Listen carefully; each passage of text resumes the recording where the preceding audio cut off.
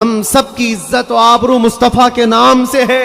جو کچھ اس دنیا میں ہمارے پاس ہے وہ نبی کے بعد ہے۔ جو بھی رشتہ ناتا ہے، جو بھی تعلق ہے، وہ سب حضور پاک کے بعد ہے۔ نبی سے ہو جو بیگانہ اسے دل سے جدا کر دے، پدر مادر برادر جان و مال ان پر فدا کر دے۔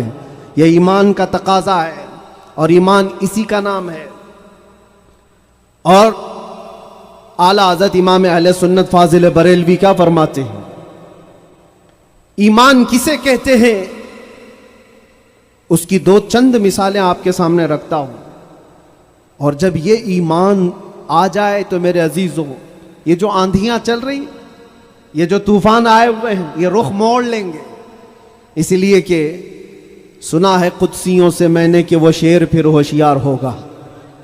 اقبال نے کہا تھا، نکل کر کے صحرا سے جس نے الٹ دیا تھا تخت روما کو، سنا ہے قدسیوں سے میں نے کہ وہ شیر پھر ہوشیار ہوگا۔ وہ مکہ کے رہنے والے، مدینہ طیبہ کی چٹائیوں پر بیٹھنے والے، ایک کھجور پر پورا دن اکتفا کرنے والے، پیوند لگے کپڑے پہننے والے، وہ رسول پاک کے غلام، لیکن نکلے تھے مکہ سے پیوند لگے کپڑے بغیر چپل کے۔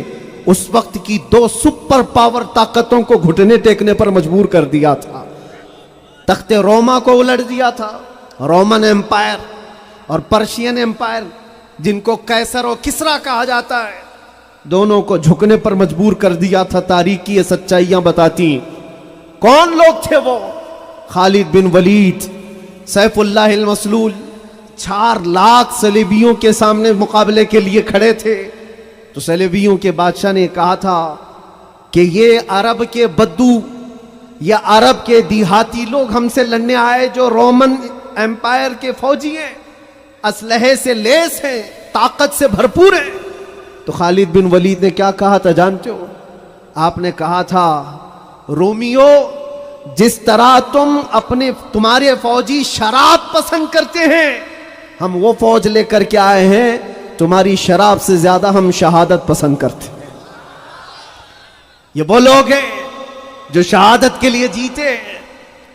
عزیزان گرامی وقار، وہ ایمان کامل جب آ جائے تو پھر یہ طوفان اور یہ آندھیاں اپنا رخ موڑ لیں گی۔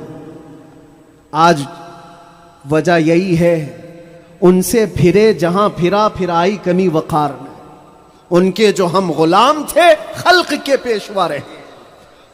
حضور پاک صلی اللہ تعالی علیہ وسلم کی غلامی سے جہاں کہیں تم منہ پھیرو گے، تھوڑا سا بھی ہٹو گے، عزت نکال لی جائے گی، عزت ختم کر دی جائے گی۔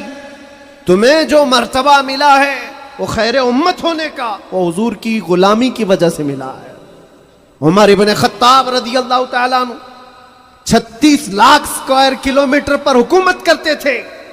تب آپ نے یہ نہیں کہا خطاب کا بیٹا عمر اتنے بڑے خطے پر نگران حکومت کر رہا ہے، بلکہ آپ نے کہا تھا ہمیں آج جو عزت ملی ہے وہ حضور کی غلامی کی وجہ سے ملی۔ وہ فخر یہ کرتے تھے۔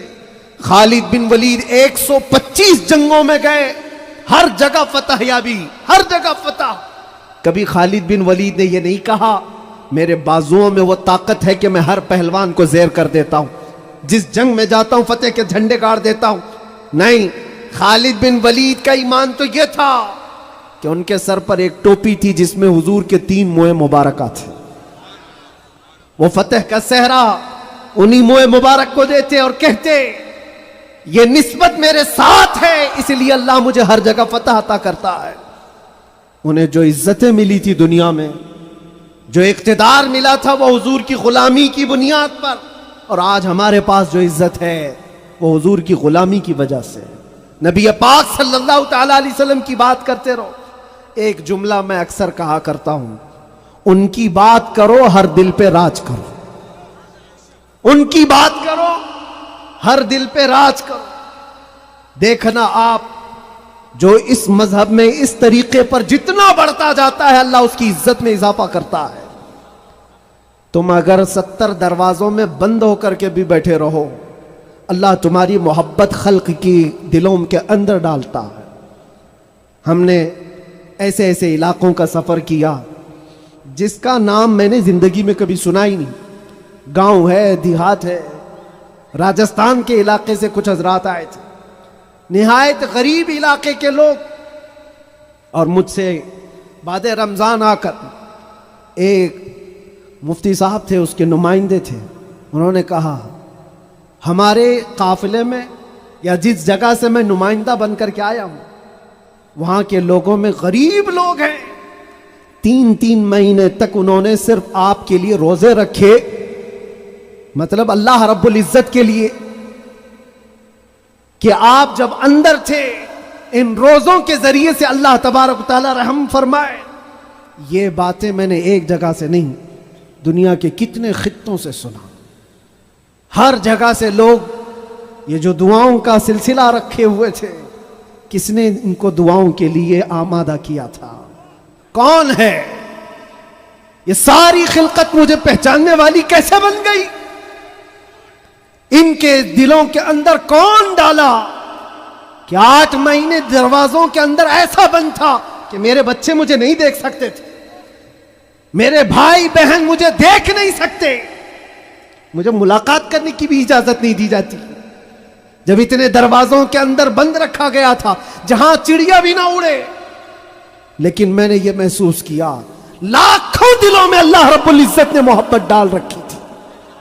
اس کی وجہ یہ ہے چوری کر کے گیا ہوتا، لوٹ مار کر کے گیا ہوتا تو لوگ یہی کہتے کہ کچرا تھا چلا گیا۔ حضور پاک کی بات کر کے جائے تو مرنے کے بعد بھی اللہ اس کو دلوں کے اندر زندہ رکھتا۔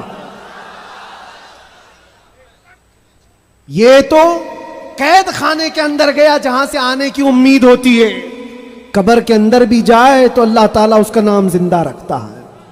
اسی لیے میرے عزیزوں ایک نقطے کو سمجھ جاؤ، حضور پاک صلی اللہ تعالیٰ علیہ وسلم کی محبت اور ان کی غلامی یہ اصل ایمان ہے، اور یہ ایمان جس وقت آ جائے بڑے بڑے طوفانوں کا وہ مقابلہ کر سکتا ہے۔ آج پوری دنیا کے مشاہدے سے یہ پتہ چلتا ہے ہنگامے اتنے ہو چکے، اتنے خطرناک طریقے سے امت کو لرزا دیا گیا ہے، لیکن اس امت کا حال یہ ہے کہ یہ خواب گراں میں ہے، یہ ایک لمبی نیند میں ہے۔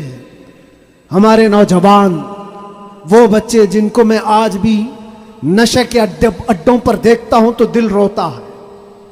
جیل کے قیدیوں میں اکثر وہ لوگ تھے جو نشہ کرتے تھے یا بیچتے تھے، پکڑے گئے اور اندر آئے۔ نام کتنے اچھے ہیں تمہارے اور کام کس طرح کے ہیں۔ کئی لوگوں نے توبہ کیا، لیکن وہ ایک جیل کی بات نہیں، یہاں تقریباً 10 جیلوں میں یہی حال ہے۔